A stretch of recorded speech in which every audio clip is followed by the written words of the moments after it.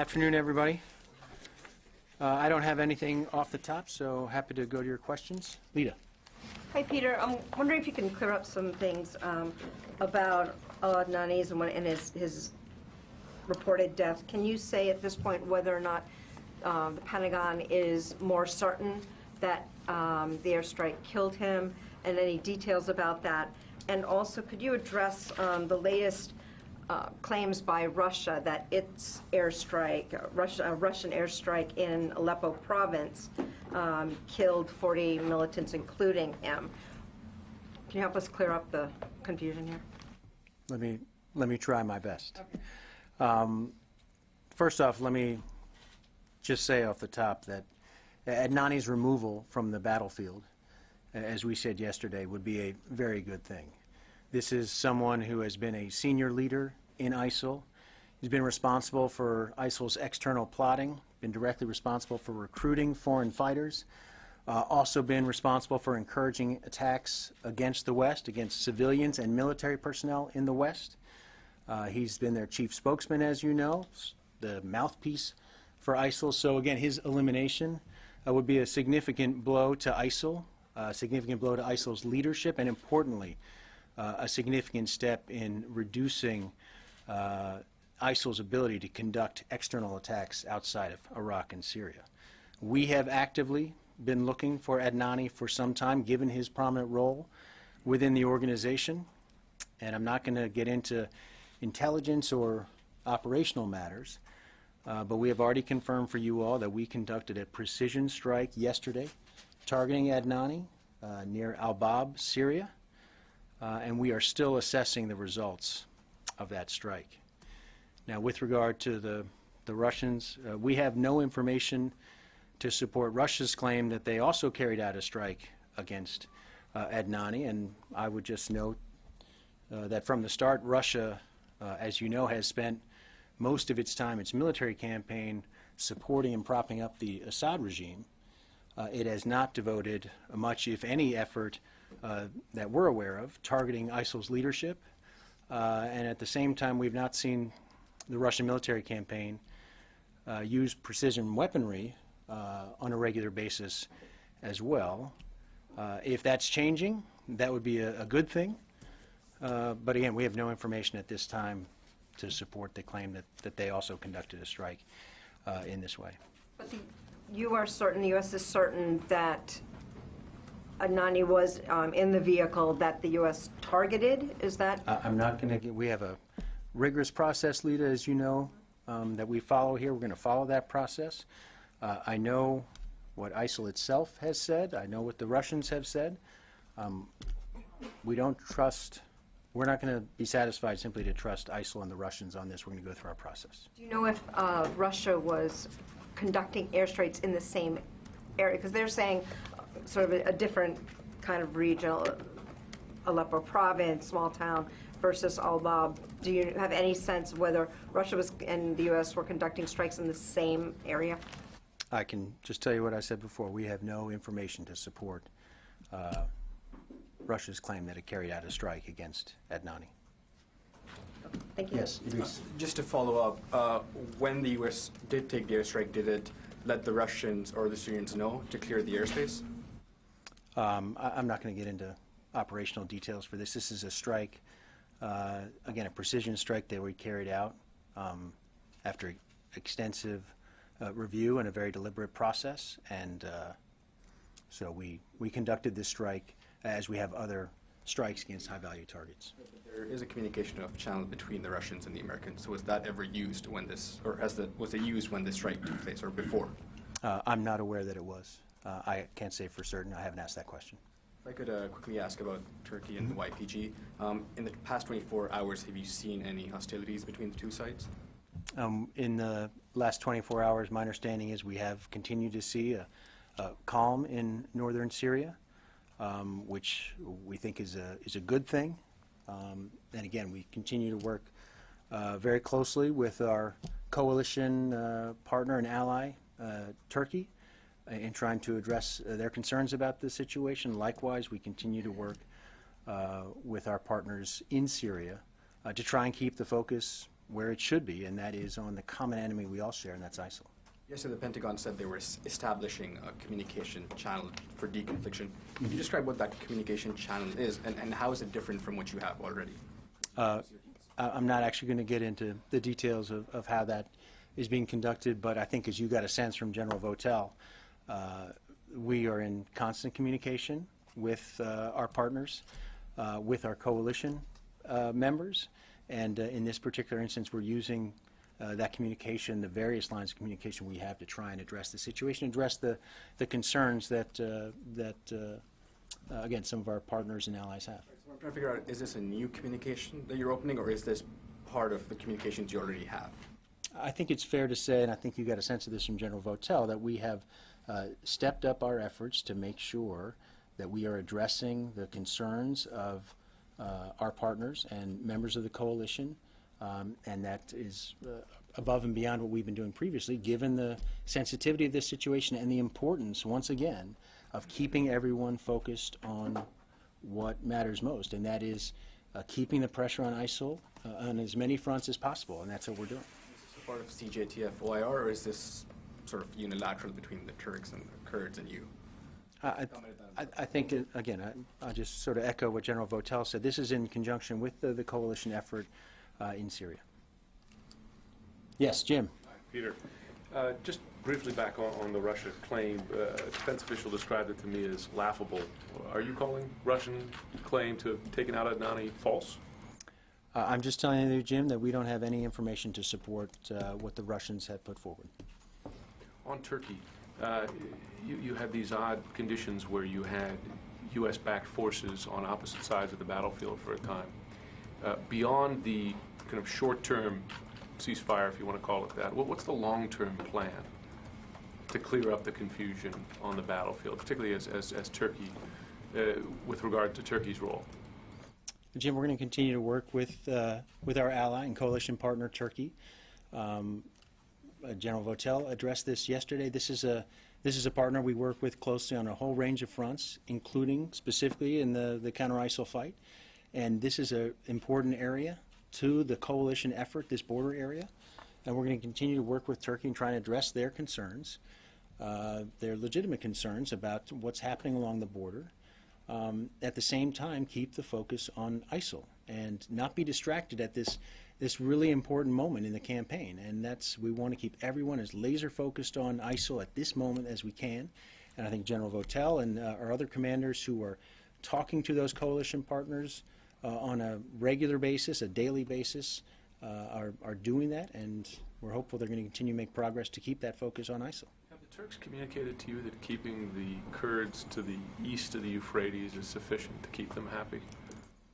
We will continue to talk to the Turks. I'll leave the Turkish government to speak for itself, but that's a commitment that the SDF forces have made, and we believe it's a commitment they're honoring. Finally, I wonder how you would characterize the relationship. I know that you're talking to each other and your NATO allies, as we know, but there have been a lot of public spats between the U.S. And Turkey, regarding the coup, but the status of Incirlik, etc., and leading up to now this latest disagreement. What's the state of the U.S.-Turkish military relationship right now? This is a stalwart ally of NATO, a NATO ally. This is a coalition member. This is a country and a military that we've had decades of collaboration with. And Jim, there is a lot of residual history here, good history between the United States and Turkey, between our military, this building, and the Turkish military. And we are obviously trying to make sure that those bonds, those ties, continue here as strong as they've been in the past. And there's some challenges with these sensitivities. We understand that. We're working closely with Turkey trying to address those concerns. But they are a vital, vital member of NATO, of course, and a vital member of the coalition against ISIL. And their help and support for that has been critically important. And that's why we're working so closely with Turkey to make sure we can address these concerns and keep the focus on ISIL, which, again, is the common enemy we all share. And we are at a moment right now where applying that pressure, not just in Syria, not just along the border area there, but in Iraq and elsewhere, Libya, Afghanistan, critically important. Carla. Thank you, Peter. Going back to El Adnani, was that an unmanned or manned strike? And in addition, can you say, in addition to the driver and El Adnani, who else was in the vehicle? Carla, I'm not going to get into operational details about this strike. We're continuing our review, going through our normal process, and again, this was a precision strike that we carried out, but I'm not going to get into more details. Yes, Thomas. Peter, back on Adnani. There was a kind of a timeline discrepancy. Islamic State came out and said that Adnani had been killed, and then the Pentagon came out with a statement and said that it had targeted a senior leader, and then refined that as the night went on. Was the intended target of this strike throughout its entire process? Obviously, it's a deliberate strike. It said precision. Intelligence went into it. Was the intended target of this strike Adnani? I'm not going to get into all the operational and intelligence details going in. We conducted a precision strike against Adnani. That was our intended target. And again, we're going through the process right now of trying to determine if this strike was as successful as we hope it was. Yes. Sorry. Go ahead. Just a follow-up. You have this friction between the Russians claiming they struck him 16 miles to the west of Bab, which is a Kurdish front line, and kind of, I know you weren't really answering any questions about if there was any Russian evidence of a strike, but as far as, you said we have a coordination cell that deconflicts airspace. Does the U.S. have any evidence that there was Russian aircraft in that area around the same time that we were? Because obviously if they said they struck at the same time in the same place or around it, we would have to deconflict airspace. Yeah, I'm not going to speak for the Russian Ministry of Defense and their air activities. I can just tell you what I said before, Thomas, and that is we have no information to support the Russian claim that they carried out a strike against Adnani. What do you mean when you say no information? I mean, there's no evidence that there was any Russian activity in that area at all. I'm just going to leave it at that. I'm not going to get into intelligence matters. I think you can appreciate that. That's as far as I can go. Goyle. Thank you, sir. Peter, this was a great week between U.S. and India. Military-to-military relationships are concerned, a major defense partnership among others, and you have seen the press conference with the defense minister and secretary. My question is that at least the neighbors of India, two neighbors, China and Pakistan, are not happy with this special relationship, military-to-military, between U.S. and India, and also the partnership what was agreed and signed and all these agreements. So what understanding and where do we go from here? Because if they are not happy or they don't support and they are against the agreements between or the relations between the two countries. Well, I think I'll just echo what the Secretary said here with his counterpart, with Minister Parakar, and this is a relationship that certainly has grown. It is a relationship that we believe enhances the security both of the United States and of India and of the region, and there should be no reason for others to be concerned about that relationship. It adds to security in the region, and we see this as an opportunity to strengthen our ties with India, our defense ties, but that those enhanced relations, that enhanced coordination, represents a security enhancement for the region as a whole. Again, these are positive steps that we're taking with another country that shares our values, and in many respects, again, this represents an opportunity to enhance an already strong relationship. And finally, how long do you think it will take to implement all these agreements? And also, when now Prime Minister Modi and President Obama will be in China for the G20, you think all these issues will be discussed there? I'll leave it to the White House and the Prime Minister's office to discuss their plans for the G20, and I would echo what Minister Parakar said about the logistics agreement took some time to finally be realized, and I'm not going to put a calendar or a deadline on these other agreements. But obviously we look forward to working closely with our Indian counterparts to try and move this relationship forward. Thanks. Yes, Ali. I wanted to ask you on the logistic agreement which was signed early this week. What is the significance of this agreement? Is it a routine agreement, or there's something unique between India and US which helped you to sign this logistic agreement? And how is this going to benefit the US? Well, you heard both the Secretary and the Minister discuss the agreement, but this is an agreement that is consistent with logistics agreements that we have with literally about 100 other countries. So I don't want to call it routine, but it is something. There is a sort of formal template that we have done this with many other countries, and the upside for both countries is this is a logistics agreement that allows us, when we conduct operations, for example, to be able to engage in refueling of a ship much more easily than is possible now. And it's an agreement that is a mutual agreement. It allows determinations to be made on a case-by-case basis whether each country will be able to reciprocate with logistical support. But we just think it will make the conduct of our operations with the Indian military that much more efficient and effective. And again, it's very consistent with agreements we have with other countries. Just wanted to quickly ask you a follow-up on what Goel said. I would like to draw your attention to the editorial in Global Times, the Chinese official media, in which they have expressed concerns about this logistic agreement, and they have said this is not going to help help address India's security needs. Now you are saying that this will add to security of the region. How do you see the Chinese statements coming there?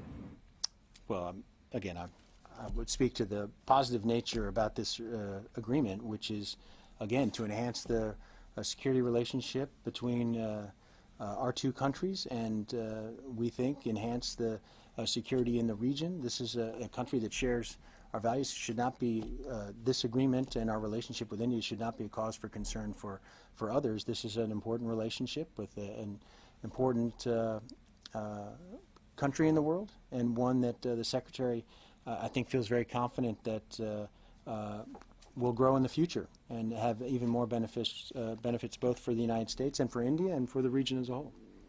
Finally, the CNN said something this week after the meeting that Secretary Carter's new BFF, best friend forever, is Minister Parikar. Do you agree with the CNN's view? I would agree that Minister Parikar and the Secretary have an excellent relationship, and I know the Secretary very much enjoys his engagements with Minister Parikar.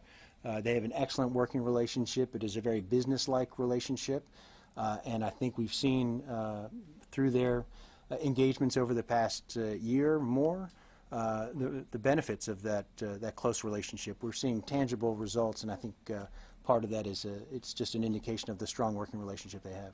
Thank you. Christina. Thanks. At this point, can you rule out that Russia was responsible for the Adnani strike? Christina, I can just tell you again that we conducted a precision strike targeting Adnani, and we don't have any information at this point to support Russia's claims that they carried out a strike, and that's what I can share with you at this moment. And we're still assessing the results of our strike. And why do you think Russia is claiming responsibility? You have to ask the Russians that. And not the actual reason for which I would probably ask the Russians, but why does this department think the Russians are claiming responsibility for this? I'm going to speak. I'm going to speak to what we've done and what we've engaged in. And as you know, precision strikes against ISIL leaders is something the coalition has been very focused on, very successful at over the last few months. This has been a key part of our campaign, and again, we've been very successful at it. And I'm not going to wager a guess as to why they might have a motive to engage in this and to discuss this, and maybe it's just a misunderstanding on their part. But we're going to continue to target ISIL leaders as we have, because we think it has taken a toll on the organization as a whole. It's an important means by which we can weaken ISIL, and we're going to continue to do that. Yes? Yes. One is a follow-up and another a question. The follow-up is that on this, India has been long, you remember it was the non-aligned movement, and then it was in 70s with the Russians. So do you think that this agreement brings it to the US fold, or you think it's just another country to that 100+ addition? Well, this is an important relationship between the United States and India. It's something that builds on our existing defense relationship, and it's a basis on which we can conduct operations in an important part of the world. And I think we should look at it in that light. This is another step forward for the U.S.-India defense relationship, and I know the Secretary is optimistic that there can be additional steps in the future. There are many mutual security concerns that we in India have, and this is an opportunity to try and address some of those concerns, at the same time address regional concerns that both countries share, and again could play a role in reducing tensions and addressing some of those concerns on a broader basis. And the other question is that I had asked you actually earlier, and that time you had referred me to the Indian government. The Indian Minister of State, M.J. Akbar, was in Syria, and now Indian Defense Minister Parikar was here. So was there this subject discussed? Was there, did Mr. Parikar give a readout of that meeting to Secretary Card? Because just saying that no, it never came up, I don't know how many of us will believe, but he was. I'm not aware that it came up. Okay, So, thank you. Carla, I'm sorry, you already had a question. I'll come back if I can. Thomas. Thanks, Peter. Just going back to what you were talking about earlier about the calm in northern Syria that you've seen in recent hours, days. Would you say this is more indicative of a truce, or is it more a reflection of the fact that the two forces perhaps haven't been in the same location? Because Turkey today have been quite vehement in denying that there's any kind of agreement brokered. Yesterday, Colonel Thomas said there'd been a loose agreement reached between all sides in this conflict. So just perhaps could you give us some clarity about what the status is of the forces there and what the communication channels are between them? Yeah, Thomas, it is a reflection of what we see on the ground right now. And again, we think that calm is a good thing, and we hope it gives everyone the opportunity to focus again on the central issue, and that is ISIL. So it reflects what we see on the ground right now. Yeah, but the calm, when you say the calm is a good thing, like what has precipitated the calm? Is it an agreement, or is it enhanced communications, or is it just the fact that they're not in the same place anymore? Well, certainly there have been, as you heard from General Votel, communications urging all the both Turkey and our local partners on the ground to try and address, ease some of the concerns and tensions and the clashes that we saw over the weekend. And so we're hopeful, I think General Votel expressed this, that those communications have tried to ease those tensions and again, get the focus back on ISIL. I'll leave it to the Turkish government to characterize it and from their perspective, but we think there's an opportunity for everyone to stay focused on ISIL, and the more we do that, the better for everyone, and the sooner we accelerate the lasting defeat of ISIL, which is what we all want. But you're not calling this an agreement. This is just, you're not saying this is an agreement or a truce of any type. This is what's happening on the ground is a relative calm. It is, we're not seeing the clashes we saw from this weekend, and we think that's a good thing. Yes, Kasim. I will address to this communication channel back. There are reports that the United States has transferred or relocated their special forces in between the fronts of Turkish fronts and PYD fronts. Could you confirm or deny this?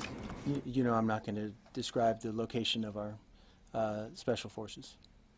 From this podium, you have many times you have said, and also other U.S. spokespersons have expressed that the YPG is in a supported role in and around Manbij, and then they will move back when the Manbij operation is completed.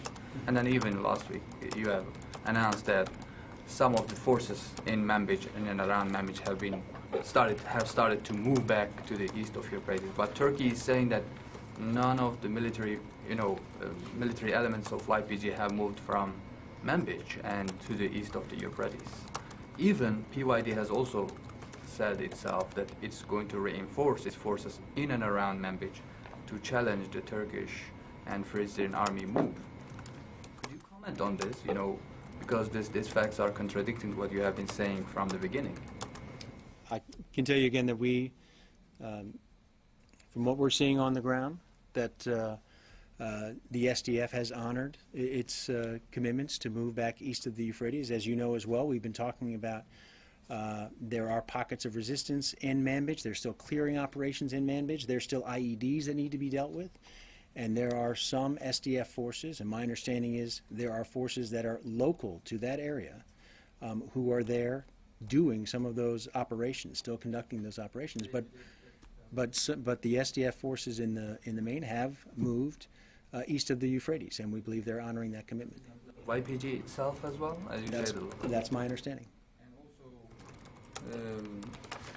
Well, some of the YPG posts have been taken over by the Free Syrian Army, and in these posts, some documents that showing the connection between YPG and PKK have been recovered. Also, some ammunitions have been recovered from there, which are claimed to be those of the American ammunitions that have been provided for the fight against ISIS. I'm not aware of those reports, and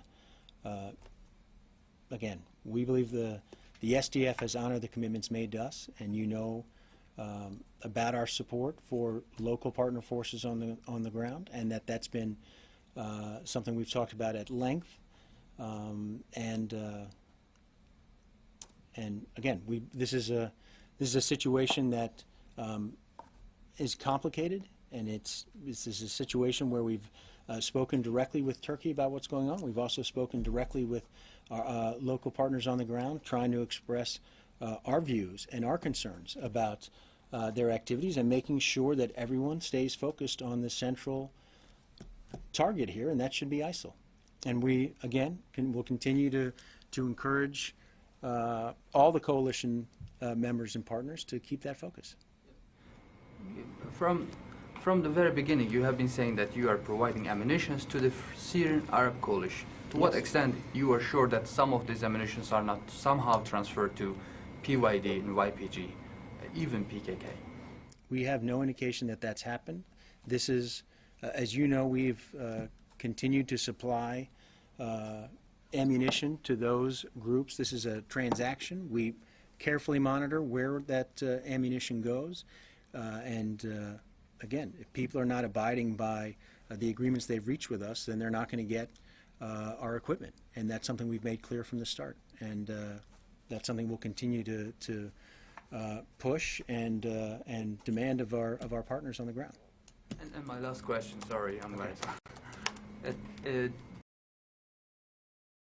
there are some other reports that during an offense on the Turkish and some other Free Syrian Army forces by ISIL, that the Turkish and the Free Syrian Army forces called for an air support, but the coalition declined to provide the air support because they thought maybe some PYD or YPG forces are included or involved in the conflict. I'm not aware of that instance. So I've got time for one more. Honestly, I have to be somewhere at 1:15. So, yes, Jenny. Thank you, Peter. Recently, North Korean leader Kim Jong-un said that North Korea used nuclear preemptive attack to United States. And reason, any contingency reason that the U.S. have planned to use nuclear attack to North Korea? I'm sorry, say that last bit again. Nuclear attack to North Korea, United States will use nuclear. Jenny, you know I'm not going to talk about strategic issues like that here. This is the provocative language we've heard from the North Koreans is something we've heard repeatedly from them. And it does nothing to enhance security in that part of the world on the Korean Peninsula, and it only raises tensions and does again, this is something that remains a concern to us. There's a reason we will continue to stand by our ally, South Korea, and continue to take all the steps that we are taking to ensure the security not only of our South Korean allies, but the United States as well. And we will continue to maintain that posture. And recently, President Obama mentioned about NFU, no first to use it of nuclear. So this is a misconception in a message to Kim Jong-un. So I think the message to Kim Jong-un should be clear about the United States' resolve with regard to not only our own defense, but the defense of our South Korean allies, our other allies in the region. And again, the provocative language we've received from the North Koreans, the provocative actions from the North Koreans are not doing anything to ease tensions in that part of the world. And we'd like to see steps taken to lower the temperature. And we're not seeing that right now with the North Koreans, so as a result, we're going to do what we need to do to make sure that the United States, again, remains protected from the threat of North Korea, and that our allies in the region do as well. Thanks, everybody. I'm sorry I got to run.